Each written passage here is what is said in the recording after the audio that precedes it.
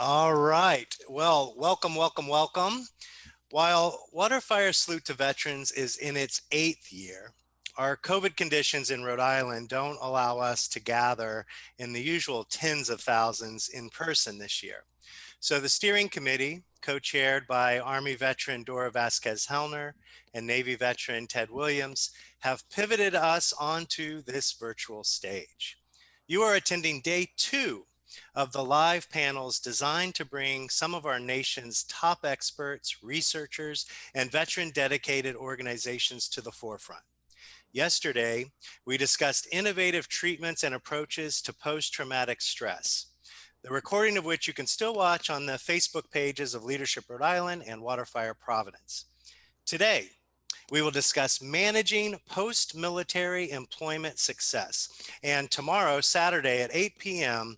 is the world premiere of WaterFire's inspirational Salute to Veterans video program featuring keynote speaker Dr. Barbara Van Dalen of Providence, which is the very long acronym for the President's Roadmap to Empower Veterans and End a National Tragedy of Suicide, Providence.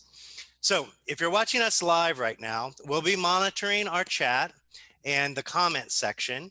And so feel free to chime in with questions or offer commentary. This is a community, so we'd like you all to engage as much as you feel comfortable with. My name is Mike Ritz. I'm the Executive Director of Leadership Rhode Island, a sponsor of today's panel. And also I am the president of Forge, which runs the Overwatch Project, a unique veteran suicide prevention initiative. The Overwatch Project is coming at suicide prevention from a new angle, using an approach that was successful in solving another complex problem, drunk driving.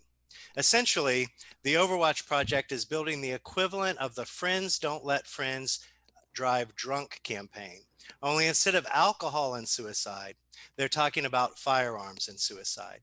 70% of veteran suicides are with firearms. Unemployment has a very direct impact on suicide rates. COVID and the current economic situation are putting a great deal of stress on veterans and their families. A recent study projects an additional 550 suicides for each 5% increase in unemployment. I'll say that again. Potential of 550 suicides for each 5% increase in unemployment. Success in the civilian workforce is one of the most critical protective factors to prevent suicide. Not just transitioning active duty service members, but Guard and Reserve components as well. We must ensure that veterans thrive in their post-military lives. So now, I'd like to introduce today's panel moderator, Casey Woods. She is the founder and executive director of Forge and the Overwatch Project. Casey envisions an America with no gun deaths and believes this future depends on meaningful engagement with America's 50 million gun owners. Under her leadership, Forge works from within the firearms community to collaboratively create innovative campaigns, tools and initiatives to prevent the illegal and unsafe use of guns. And prior to founding Forge, Casey was an award-winning journalist with extensive experience covering crime, law enforcement, and local government, making her an ideal person to moderate today's panel. So please welcome with me, Casey Woods. Hi, everybody. Having a bit of a video issue that we're trying to fix. Hopefully that will, there we go. Back up. Had to add a new camera, even though we had prepped for this prior.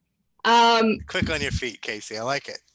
Quick on my feet. I had to get up and go get another camera. So welcome, everyone. Sorry for that technical glitch. But as Mike shared, we are focused on empowering veterans to intervene at a moment of crisis to prevent a suicide.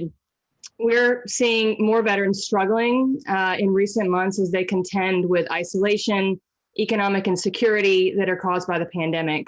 So now more than ever before is a time when having the right strategy, the right tools and resources is critical to success in the civilian workforce. I'm sure we're going to have veterans today who are recently transitioning or who may be having to make a different kind of transition right now, having lost a job and are looking for a new position in the civilian workforce.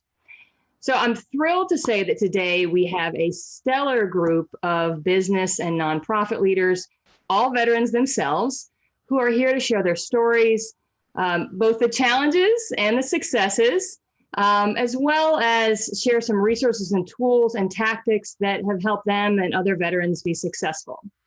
So I want to thank everyone for coming. I want to briefly introduce everyone and then get right to it. We're hoping this is going to be a really great conversation. First up, we have Medal of Honor recipient, Army Captain Flo Groberg. He is the Principal Program Manager for the Microsoft Azure Global Government Expansion. That's a mouthful, and I think I got it right. He previously served as an official spokesperson for LinkedIn, where he was responsible for promotion of LinkedIn's Veterans Program. He also has a course on LinkedIn Learning called Finding Your Purpose After Service, which I totally recommend everybody check out after this panel. And he, just a little bit of his military background, he was medically retired after he was severely injured attempting to thwart a suicide bomber during combat operations in Afghanistan. Commander Karen Fine Brasch is a veteran of the Iraq and Afghanistan wars and served for 20 years as a naval aviator. After she left the service, she went to Qualcomm, where she led cybersecurity programs, and then she joined Intuit, where she is now, among other things, she has a lot of full-time jobs, it sounds like to me. She is the the global lead on the Intuit Military and Veteran Initiatives Network. We also have Major Amy Bernard, who serves as the Senior Program Manager for Veteran Economic Opportunity at the George W. Bush Institute's Military Service Initiative. She manages strategic efforts to promote partnerships and collaborations among organizations that are focused on employment, educational and career pathways, and also integrating research and policy recommendations around those topics. She served in the U.S. Marine Corps. You know, you just celebrated your Marine Corps birthday. I hope you had a good day. Absolutely. Yeah, and she left in the spring of 2019, and she was a logistics officer both globally and domestically. So I want to jump right in. Many veterans who are watching, as I said, are in the middle of a transition from the military or in the middle of a transition from one job to another. I think everyone will look at this group, you look at their bios, and they're very successful, they're doing great things. And you might think that they did not face the kind of challenges that other veterans face, but every one of them, I've learned in our preparation for this panel, face challenges and bumps along the road. And we want to talk about that because sometimes that's the best way to learn a lesson. And also to share what worked and resources that can help you as a veteran, if you're listening, get to that great career in the civilian workforce. So I want this to be really interactive. I want everybody to be jumping right in, but I do have questions for everyone. I wanted to start with Flo. You said something that really resonated with me, which was that, when often when veterans leave the military, the first thing that everybody tells them to do is to find your passion, right?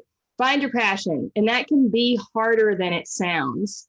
And you went through a whole process that helped you get to that.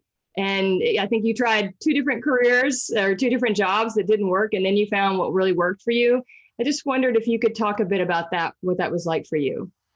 So, yeah, I remember sitting in a hospital bed at Walter Reed thinking about, the Army telling me that I could no longer be an infantryman. I could no longer follow my path with Rangers and what I wanted to do. And so, one, you get through that mental block of they're wrong. I'm going to beat them. They don't know me. And then you start to realize, oh, they're actually right. I was limb salvage.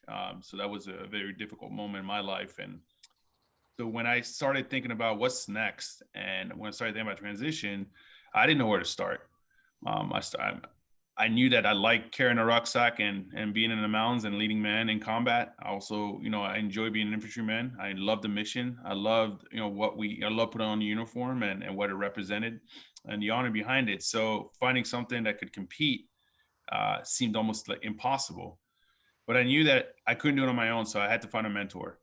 And so I looked for someone that had a similar background, but that had also successfully transitioned. And I found that individual with Jared Shepard, infantryman, had started his own tech company. And then him and I started talking about what the process would look like. And so he made recommendations. And one of the recommendations that he made that I use to this day for myself and anyone that I mentor or anyone I have a conversation with is I took a piece of paper and I split it in half. And on the left side, I put 10 things I love to do. On the right side, I put 10 things that I absolutely did not want to do.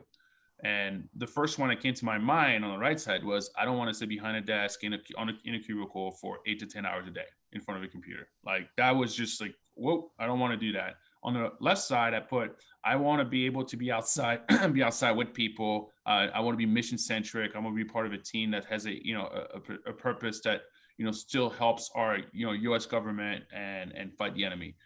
And so when you're done listing these steps and these requirements, it's fascinating how many careers you eliminate right off the bat. And so it set me on a path of discovery at that point, where with my mentor, we were able to start networking, right? We figured out like, okay, well, he really is interested in this. Let me introduce you to this person who potentially is going to scratch that itch and you get to learn more. So I started doing that. And eventually that led me to meeting, Mr. Shedd, David Shedd, who was the number 2 at the Defense Intelligence Agency at the time. And we struck a great conversation at a dinner, and I, joined the government. And I found something I was super interested in, right? I wasn't wearing a uniform like I was prior, but in this case, I was still in the fight. I was still, my purpose in life was still met my expectations, my intentions, and my needs and my wants as an individual. And then, received a medal, and they told me you can no longer work in a clandestine. I think General Stewart said, you can't be a spy if you have a Wikipedia page. And so then I went through the whole process again, and it worked, right? I mean, there were some tough times and some frustrations, but it worked. Today I'm in tech. I worked at Boeing, now I'm at Microsoft, and I really, really love what I do because I'm, again, still focused on the mission. And even though I don't wear a uniform, but I found a way to still get there. And that was through building a network, understanding what I did not want to do, and then working on making sure that I got myself, at the table, at the seat, and then I earned it. That's great. Well, and it just shows that it's not always a straight line, right? Like you start one place, you think you're going a different place, and then something happens. Like you win the Medal of Honor, and you have to adapt to that. Get a Wikipedia page. It's Casey. It's just like combat, right? If you think the plan that you worked on, you put on paper, and you've briefed the guys on and gals is going to work, and you're absolutely wrong. It's probably going to plan D, right? That you didn't even think, not even your contingency plan that's going to develop right on the spot. So you got to be prepared, and that's what we military folks have an advantage. I think, in my personal opinion, on a lot of our peers in the civilian sector, is that we've been put in austere type of environments where you have to adapt and overcome at rapid rates. And so you trust in your training, your skill sets, but you really depend on the people around you to help you get through it. Yeah, sure. Karen, I see you nodding. A lot of nodding over there, because I know that you also you knew what your dream job was, but you couldn't get it, or you couldn't get it right away. So I'd love for you to talk about that.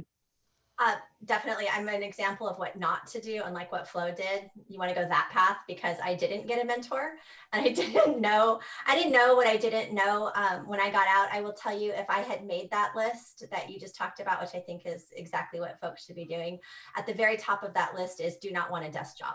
I flew for 10 years, and then I had transitioned reserve time while I was looking for corporate work. And I ended up, again, the number one thing I wasn't going to do was sit behind a desk. No way. I said it for the whole 10 years I flew. And the very first thing I did was get a desk job, because I had babies and it was easier.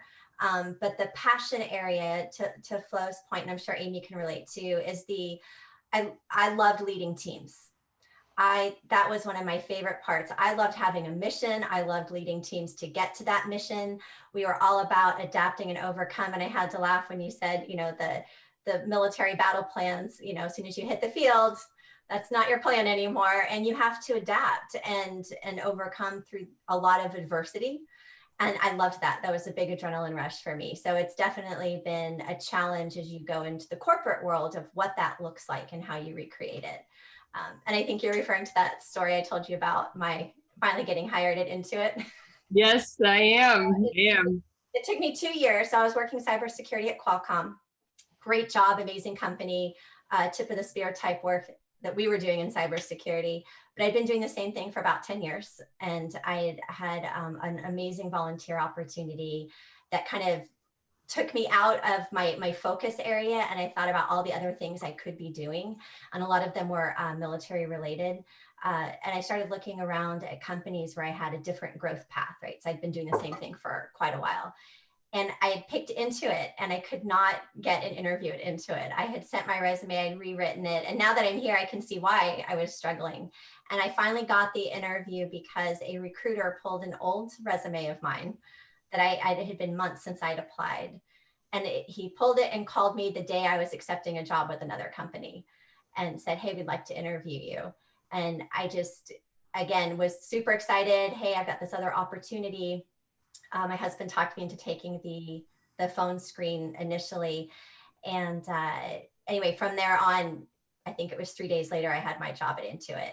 And I was looking at the why, why did it take so long? And the military part on my resume really threw the hiring manager off, because his impression, as I found out, not directly from him, was that military was going to come in and be very process oriented, very focused. And that was hey, I don't know, they might be too rigorous for something that we want here at our company. And it just took the one meeting and it was amazing. And we completely hit it off. But that was the initial impression was, I don't know if I want to hire military because they're not going to come in and be flexible. And that's something I've heard from each of you and from other veterans, is this challenge of how to handle your military experience on your resume. And Amy, you and I talked about this as well. I think you found your dream job and went to somebody and asked them to help you make sure that your resume fit that. So could you talk a bit about that? Yeah, thanks, Casey. I think a lot about what Flo said, because I think it sort of fits my position as well. And I got out and actually did think I was going to go do the thing this thing I was passionate about that was kind of more a hobby, right? That I was going to turn into a lifestyle.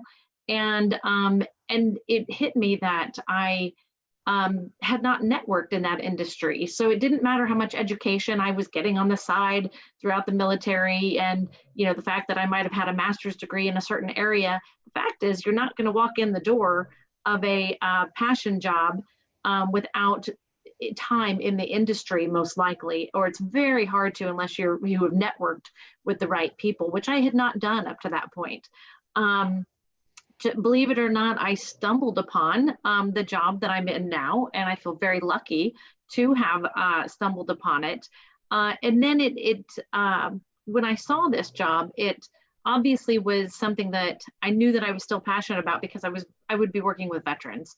And I didn't even know that that was really a possibility coming out of the military.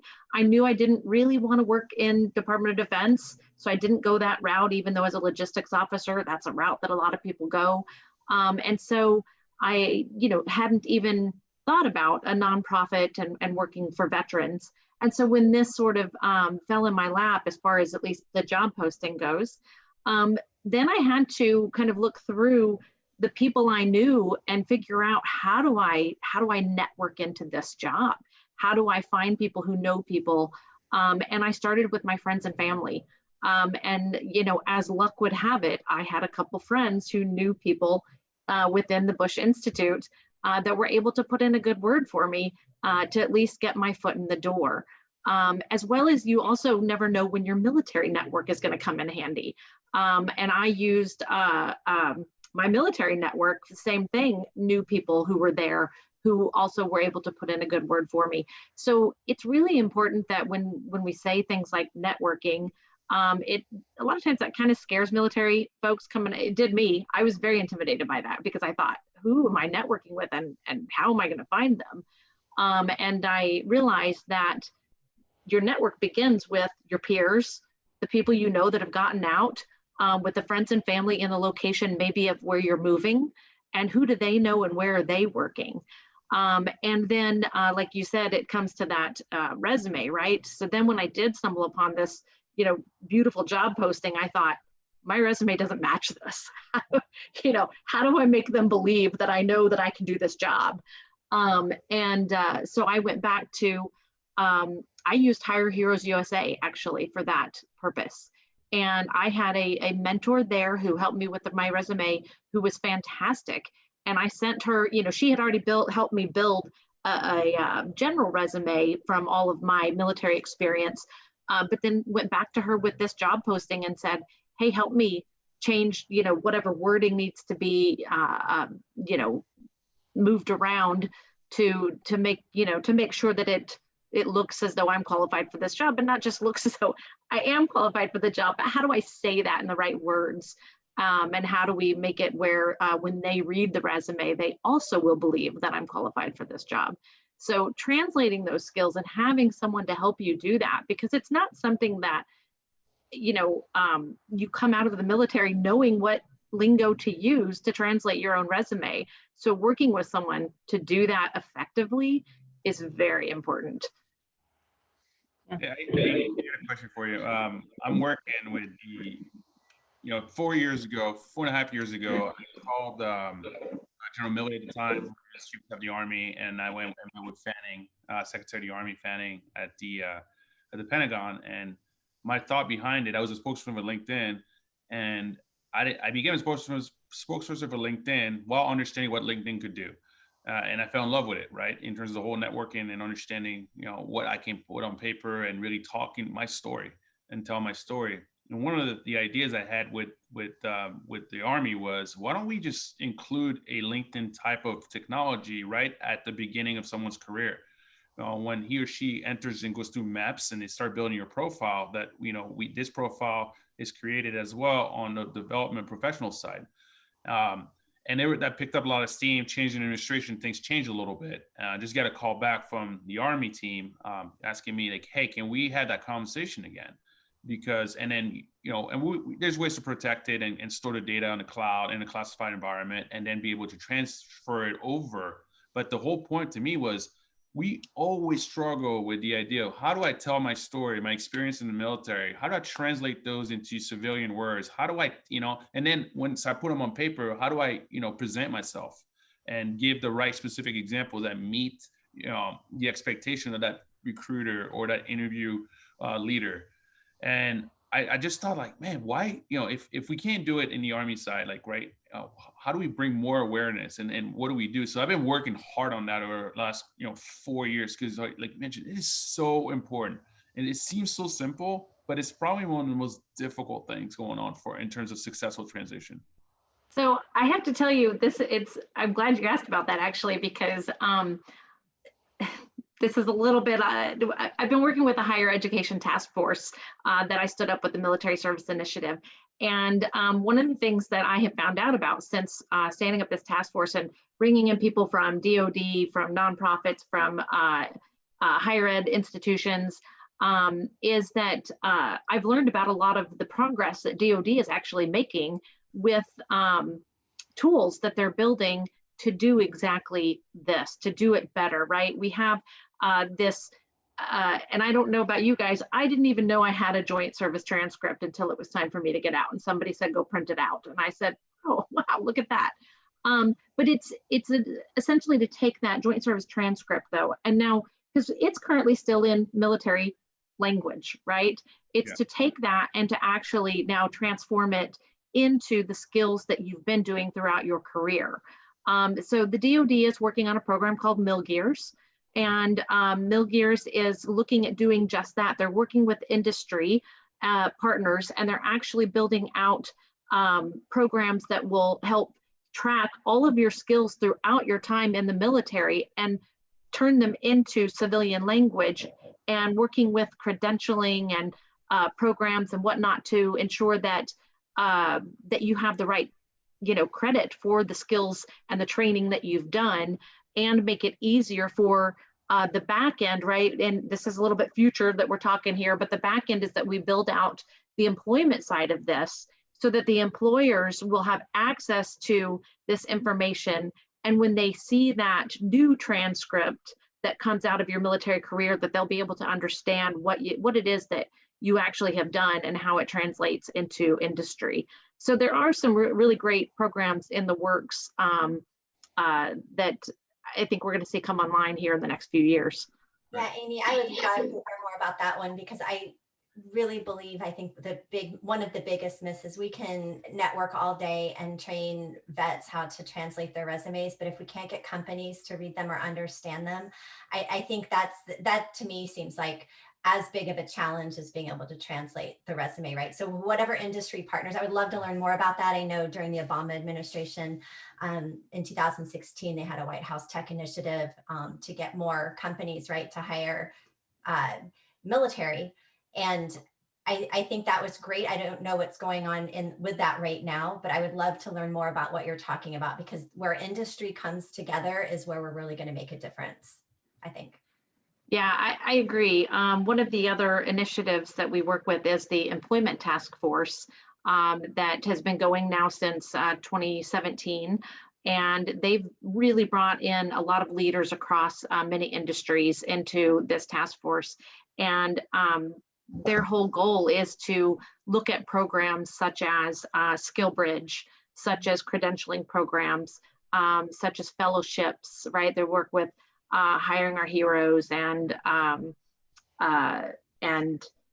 Deloitte and Blackstone, and they bring together, all these different corporations and organizations that work underneath these different programs, and they look at ways to help bridge the gap from active duty into the employment sector. And I think that this is just going to make that even better, right? If we're able to actually identify the skills, again, coming out of the military, then we don't have to, well, I shouldn't say that. We want to still spend time training the civilian corporations and things how to understand who it is that they're hiring. But we also want to help facilitate programs that do that, that help them do that easily, as well as put people in place in these different companies, whether it's in your HR department, or maybe it's having a veterans resource group or a diversity resource group, or, veteran resource group. There's different ones that the different corporations use, but having those people in there that can connect to those that are sending resumes in or inquiring about that particular corporation, to help direct them and guide them when they are filling out applications and looking at different job postings. So yeah, absolutely, Karen. I think that your company is, one that would be very impactful in that area. And Karen, tell her, I want you to talk about what you've been doing, because you're doing exactly that. It sounds like it's right on point, and you've really pushed into it and to doing more of that kind of work. Yeah, I mean, and what you're saying so resonates, and it probably resonates with Flow too. I know Microsoft has a great credential program too that they put veterans through. So when I joined the company, I've been there about 2.5 years now, and I initially joined the employee resource group, the military network that we had. And it was a little bit dormant. We had 2 wonderful folks keeping it alive. But as I looked into it and I learned about the White House Tech Initiative and what we had proposed we could hire, I started looking around to figure out, it's the first time I had worked at a company that wasn't all military. Even my cybersecurity group had a ton of military in it at Qualcomm. So I started looking around to see, hey, do we hire veterans? How many veterans have we hired? And that led to part of my day job. So by day, I'm actually a principal technical program manager in our tax group doing business practice strategy work. But part of that new role was, could you help us stand up the military and veteran initiative? And so that's what I've been working on since October 2019. And it's in addition to our volunteers, that work on our military network, which are amazing. And that's been growing like crazy. The Intuit Military and Veteran Initiative is actually a business initiative. And I have a team of executives across the company. And one of the things that we talk about is this needs to be in the fabric of the company, right? This isn't, Karen's off on her own trying to say, hey, we need to set up, veterans. It's really working with an amazing team across the company who are out doing things, helping us with community, jobs, and financial empowerment. So one of the things we're doing on the job side, it's been terrific. Our director there, Jay, has been putting together a group of 16 recruiters who volunteered to, hey, let me learn more about military veteran resumes. We don't have a lot at the company, and we partnered with a company called Psych Armor Institute, which I think we talked about a little bit earlier. But Psych Armor, their purpose and their mission is to come train our folks on, hey, this is what you're looking at for resumes. Because I really believe that if the company knew more, not just our company, right? If all of the companies understood better, that it would be easier for them to process these resumes as they come through. And so that's really been a huge part of our focus. And then we have a whole financial empowerment effort going on where we've partnered with a company called Bunker Labs to help train, small business entrepreneurs, veteran entrepreneurs, to partner with our small business teams. And so between how can we create and identify jobs, and how can we help, if they don't want a day job, right? What does it look like to start your own business? And those are two areas that we've been getting a lot of traction in the last year. So to your point. Yeah, that is amazing. I'll tell you what, that's, I'd love to hear that because, I left a great company, Boeing, that is, one of the leaders in this space in terms of helping with the transition piece. When we were there, I ran the veteran program initiative for about 18 months, and we've created two pillars: a transition pillar, which focus on veterans and their family members, spouses, right? Can't forget about spouses. The second one was focusing on mental health and physical wounds, right? For wounded warriors, and provide them with the right resources. And then the third one is, which I love what you brought it up, is this community aspect, right? We call walk the walk, where it's great to give money. We give a heck of a lot of money. I think a lot of our companies give a hell of a lot of money, but not as many companies actually go and volunteer in the community. They're not hands-on, right? They don't want to be out. They don't spend enough time actually attending seminars, workshops with these organizations, and bringing their employees in there, creating this synergy.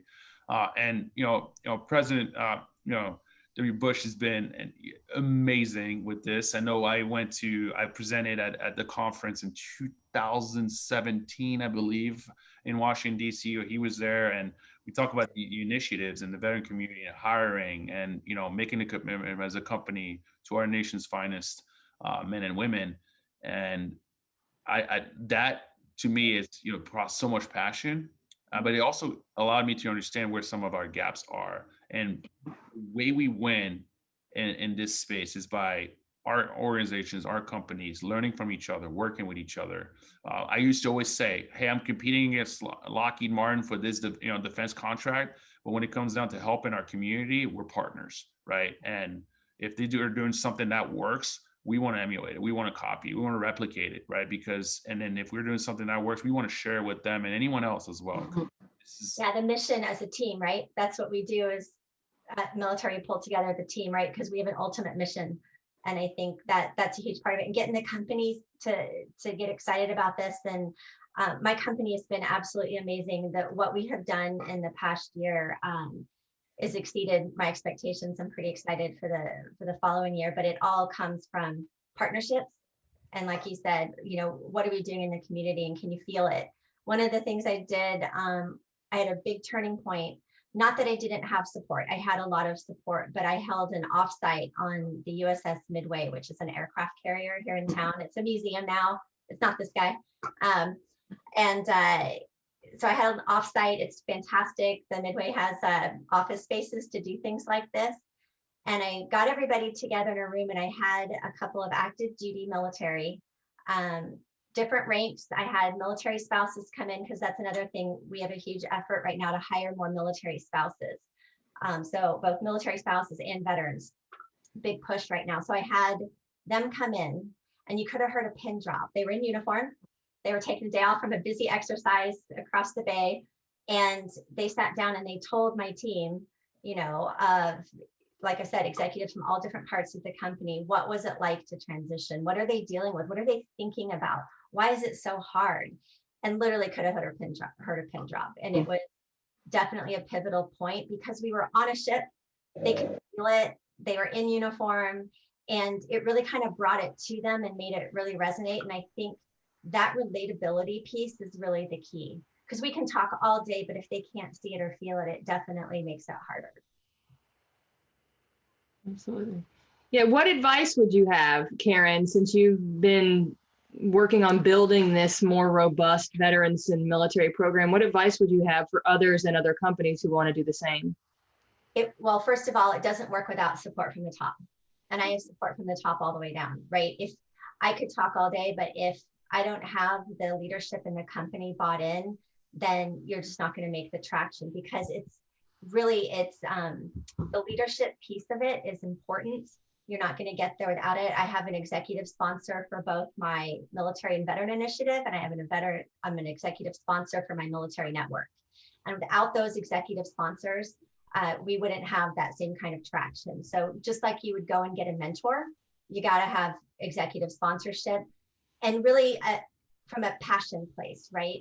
Turns out there are so many folks in my company who are excited about this veteran initiative.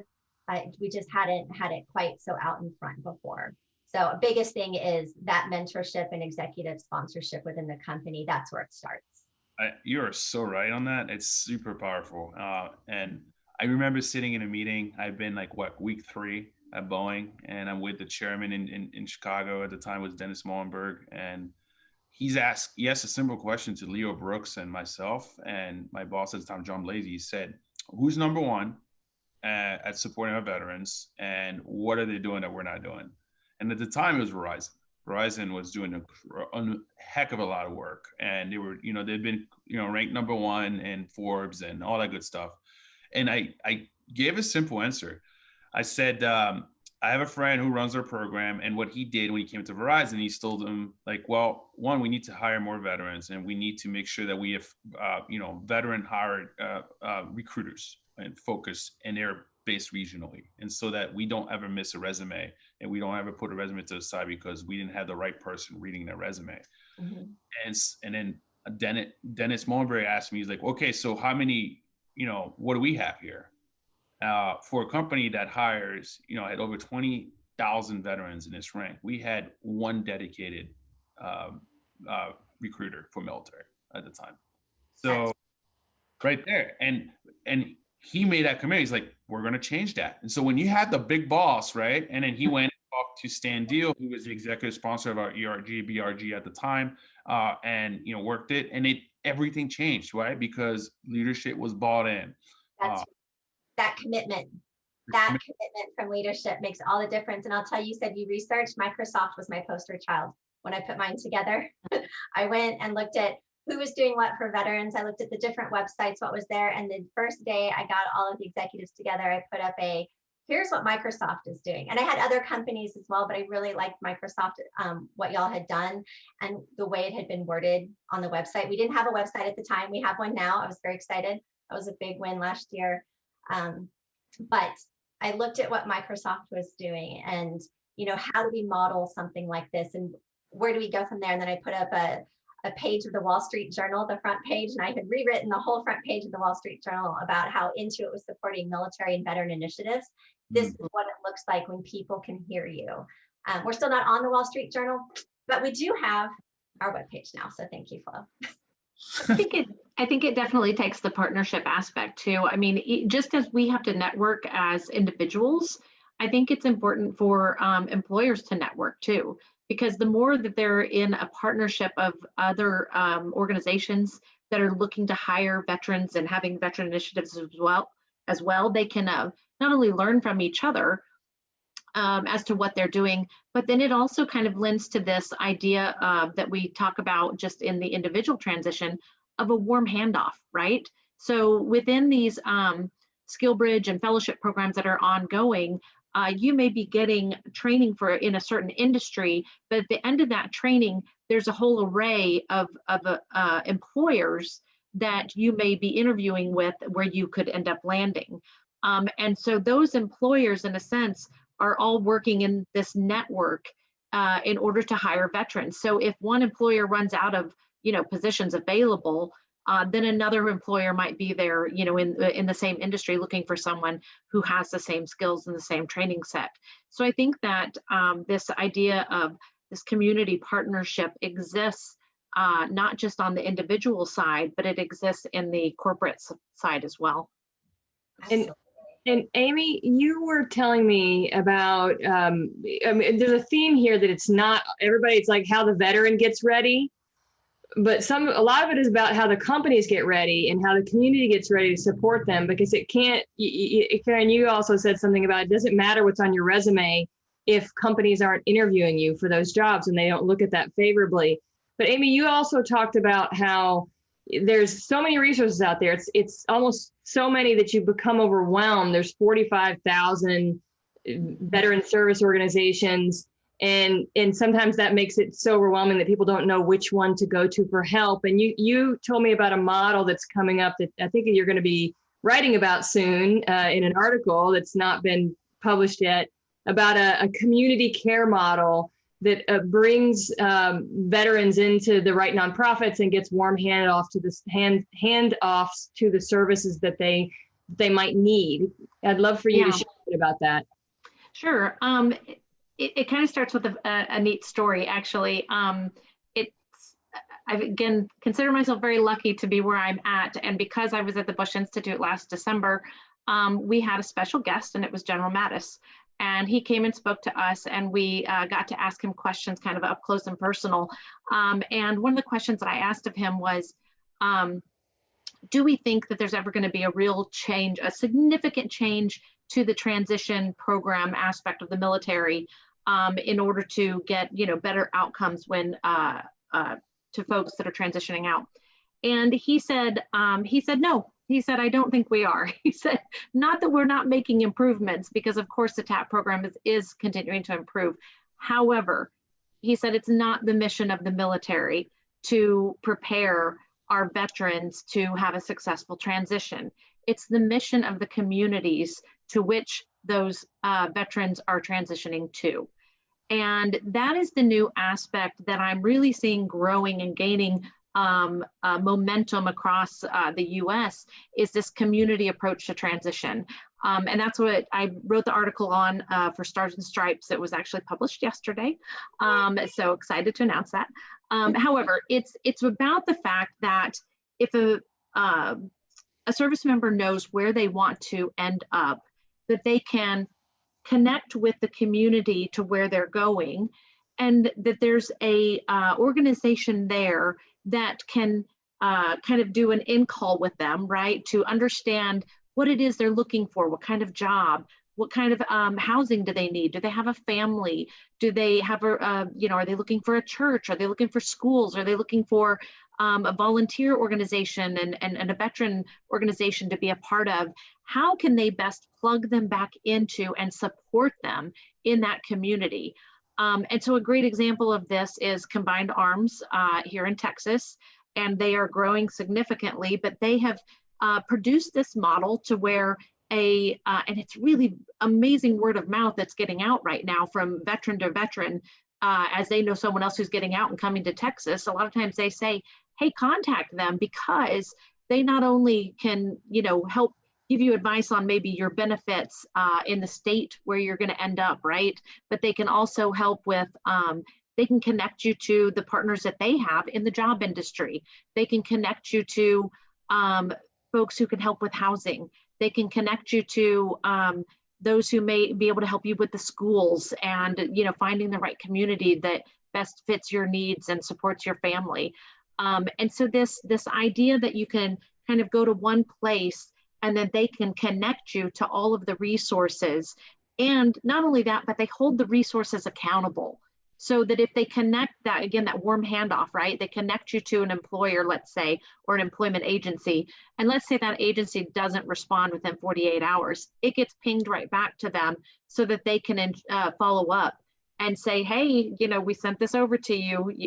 Let's, you know, we need you to respond, to ensure that every veteran gets a response at any time.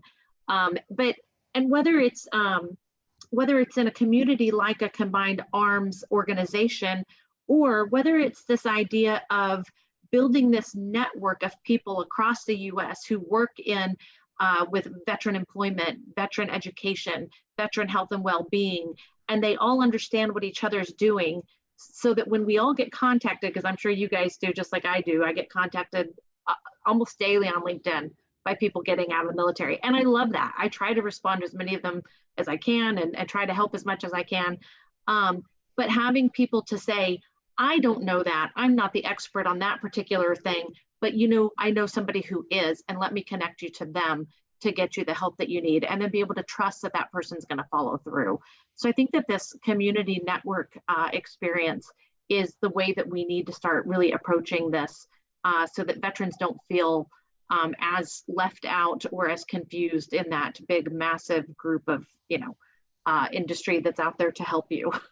And I want to jump this amazing Combat Arms. I've heard a lot about them. You know, it kind of reminds me of what Rally Point 6 did back in the day, and then what USO Pathfinder is, you know, been in, you know, I put $5 million in USO Pathfinder to put them at multiple different bases. It's a great organization. Great organization. You got some work to do. Yeah, but, you know, great organization. And Combined Arms is outstanding as well. I remember reading about them and meeting them years ago. A couple of years ago, and being super fascinated by the work that we're doing out there in Texas. Which, by the way, hey, just between you and I, I'm trying to move to Dallas, so contact me. That's a great place. I'm working with Microsoft.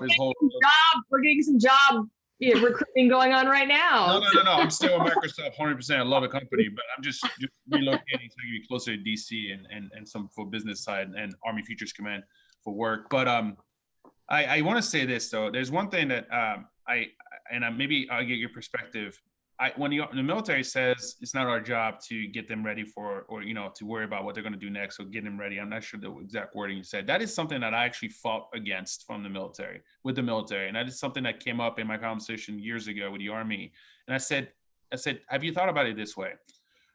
You have all these little recruiting stations at the mall and, you know, and these, little business centers, and the Marines do the heck of a great job with their commercial, which they're ingenious in their market, and I think the Navy's doing a pretty darn good job as well, and Air Force is picking up. Army, we suck. But I told him, I said, but to me, when I think about recruiting and I think about, you know, you wanting to get the next generation of warfighters or service members, you know, and they'll have to be warfighters, it's your number one asset is the people that served, and the people that successfully transition, and the people who are now leaders in corporate, leader in the educational system, leaders in our political system, leaders in our community. They're your number one recruiter. Yeah.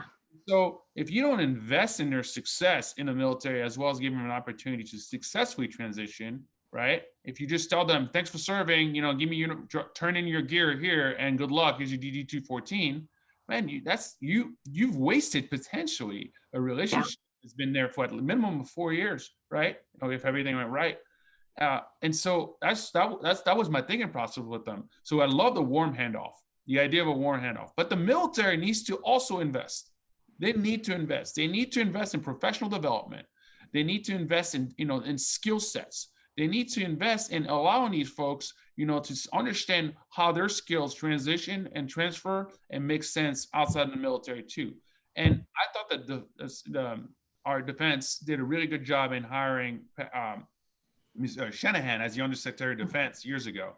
Not because he came from Boeing, but because he didn't have a military background. And I thought it was great for, you know, our defense to finally look at, on the corporate side, like, how do we on the, you know, at the Pentagon better work with our corporate partners? How do we, you know, bridge that gap in essence? And it's something that I think makes sense for warfighters as well as service members. Yeah, so there's two schools of thought that I'll throw out on that. It is, there's number one, there's this idea that, or not an idea, there is the fact that the military, DOD, is a business.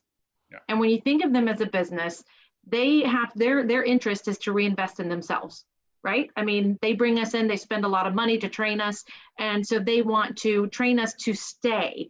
And so when you think of it that way, that's their primary interest, right? train us to stay, train us to go to war, train us to fight and win. But then there's another aspect that we're trying to change the narrative on, and that is the fact that also the military is a great place for leadership and skill set training, right? And so the narrative that starts with recruiting that says by joining the military, not only are you, serving your country and doing amazing things within your military career, but you're also building up your resume to be a leader and an asset to the civilian community upon the time that your time in the military is finished, whether that's 4 years, 6 years, 20 years.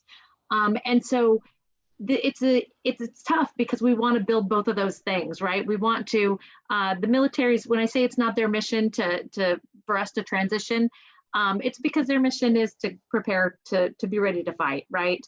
Yep. But if we change the narrative from the time of recruiting to say that military members are an asset to our employers, to our civilian world, then we're sort of, then people have an incentive not only to join the military to serve their country, but to join the military to be, gainfully employed after the fact. And I think that that's the important piece to try to promote as well.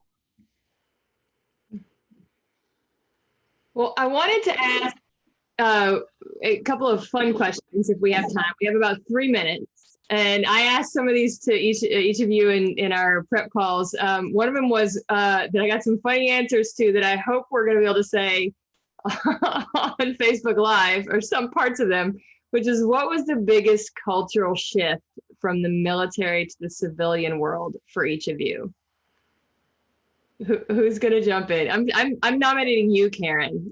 I'm not going to repeat what we said. I shall translate. And that was the point. Casey asked, what was the biggest culture shift? It was how we talk.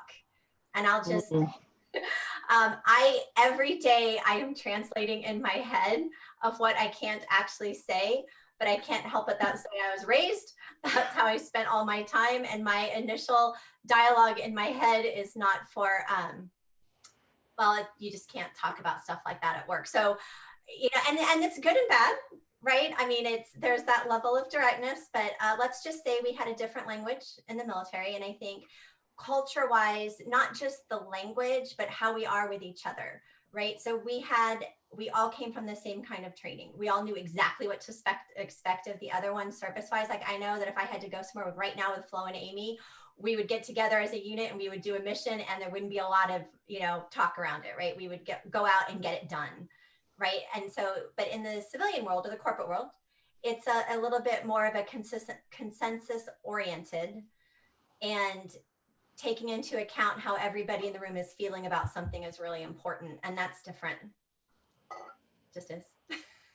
I'll jump in on that one because I feel the same thing. I think the funny story I told you, Casey, was that I had to retrain how I send emails, and that's been really tough. It's this communication aspect of, I say a person's name in the military, right? You say a person's name, you say what you need, and you sign off. That's it. Like, there's no fluff, and now I I type the email and then I stop and I go back and I add, good morning, how are you today? How are things? I hope that everything is going well for you. I have to, for lack of better words, you have to soften the way that you speak, and because it's accepted a lot better when you soften it a little bit. And I hated that when people told me I had to soften myself. I will tell you, I was very resistant against that. But I realize now that, there is an aspect of, you need to make people feel comfortable. And that drives much better interaction and conversation and communication. And so but like Karen, I think about it every day still, in how I respond and how I send things. And it's a conscious effort to make sure that I'm not being too abrupt and too direct.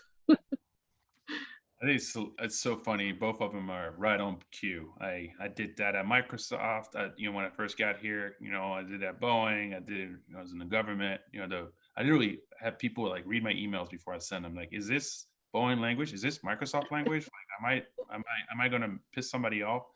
I'll tell you one funny one, and then really one that's kind of, I think will resonate with a lot of folks on watching this. Well, funny one is, I remember when I was transitioning, I was doing an internship and I went into a board meeting and a bunch of folks there, and I had a water bottle and I finished my water bottle and I had nothing to do with this meeting. I was supposed to learn. So obviously I didn't even think about this. I went into my pocket, took a can of chewing tobacco, I packed it, took a big dip, and I started spitting in a bottle. Let's say the meeting ended early, and my mentor, put me aside and said, "Listen, I totally don't get. I get like why you dip, but like you cannot do this in this corporate setting. It's just wow." And That's awesome. it's in every meeting that I've ever been in the last, X amount of years, everyone dipped and drink coffee, right? That was just the way you survived. So that was it. It was just a habit, and it made sense. I was just listening. Oh, put a dip in, and you can't do that.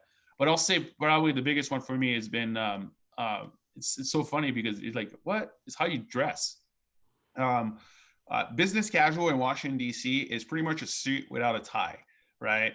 Business casual in San Diego is very different, right? Business casual in Seattle is also different, right? Things like that. And then really the dressing piece, like, hey, when you wear, this is a shirt that goes with this type of suit. This is a belt that goes with, color of the belt with the color of these shoes. And people will notice. It's about this whole professional etiquette. And you think, okay, fine. In this country, everybody's a little bit more relaxed. But if you go to Japan, right? If you travel the world and you're a businessman, there are expectations. Mm-hmm. And so it's hard to ask someone like, am I dressing correctly? Right? Because you feel stupid, right? But I felt stupid, but and it's such an important question, and people understand it because when I was in the military, I knew how to dress because the Army told me what to wear every single day. And I had the same stuff, filling up my closet. But today I have suits, different colors of suits, shoes, shirts, and ties and things like that. And that was a learning moment for me. Hey, Mike, can we have a few extra minutes? I know we're at time, but I want to close with a speed round. Go ahead. 30 to 50 seconds each. What advice would you each give to a veteran who's transitioning out of the military or from one job to another? Maybe it didn't go so well. What would you tell them? I would tell them, don't let anyone define you. You can be whatever you want to be. You can do whatever you want to do. You have to leverage that resiliency and grit that you have from the military and take it one step at a time. And to the companies that are watching this, you guys should be partnering together to compete for that talent. I know that sounds, opposite, but we really should, as companies, be partnering together, share the talent, but also competing for that top talent. Flo? Don't allow, specifically with those transitioning out, don't allow your MOS to dictate what you can and can't do professionally outside of the military. I am an infantryman. I'm an 11 Alpha man, and I came in and I work in tech. I've worked in aerospace. I had a criminal justice degree from University of Maryland as a bachelor's. I have a master's degree in intelligence policies from Maryland. And I'm working now in one of the most brilliant organizations in the world at Microsoft Azure Global, right? On the cloud infrastructure, leading technical engineers, mission solution architects that have nothing to do with what I studied, but I bring a specific set of skills to the team and experience that the company wanted. And I love what I do. I love Microsoft. I'm committed to this company because of who they are culturally, but really what they're trying to accomplish on the mission side. And I work with people who are brilliant, hell of a lot smarter than I am. But 10 years ago, if you would have asked me if I could have gone to Microsoft or Boeing or work with LinkedIn, I would have told you absolutely not. I don't bring anything to the table. I don't have the set of skills or experience to do it. That's not true. Yeah, I would say be open to possibilities that you never thought you would do, and then start your network with the people that you know and the people that you know that have gotten out in the recent future and even have been out for a little while, and contact every one of them and ask them, what they do, what they learned, what they liked or didn't like about certain jobs, and how they can, possibly help you. Don't be afraid to ask for help. Well, that's a great thing to end on. Don't be afraid to ask for help. You don't have to do it alone. So I want to thank everybody for coming. I'm going to hand it back to Mike. This is a great conversation. Yeah, thank you so much. Much appreciated to all the panelists. And I tell you, one thing I'm thinking about is There's a Gallup World Poll, research from 140 countries, that says there's one thing that's the most important to every single person in the world. One thing. And it's a good job. The whole world says the same thing. A good job. So I think, you know, when if you joined us and you were thinking to yourself, well, I'm going to do my part and I'm going to help a veteran, I'm going to hire a veteran, you better think again, because the fact of the matter is veterans are going to make you stronger, make your company stronger, your organization stronger, and veterans are an asset. So you can do both. You can help your country and serve in that way, but you can also help yourself and your company by hiring a veteran. Thank you all so much for being here today. I got to say that you should check the comments of this recording. If you're watching it a little bit later, for links, visit those links, share this out. We don't know who needs to hear it, but I know employers need to hear it. I know veterans need to hear it. And frankly, based on our conversation today, I think we've got some military commanders that need to hear it too, because I agree with you. As we depend more and more on the Guard and Reserve to do our business, we know that employment is tied directly to combat readiness. So I think everybody needs to listen to this today. And thank you all for sharing your expertise. Tomorrow, 8 p.m., WaterFire Salute to Veterans. First time ever, world video premiere. All you have to do is go to the WaterFire page, Facebook page, and you can watch it right from the comfort of your own home. And let me tell you, it's going to be inspiring. So we'll see you there. Thank you all.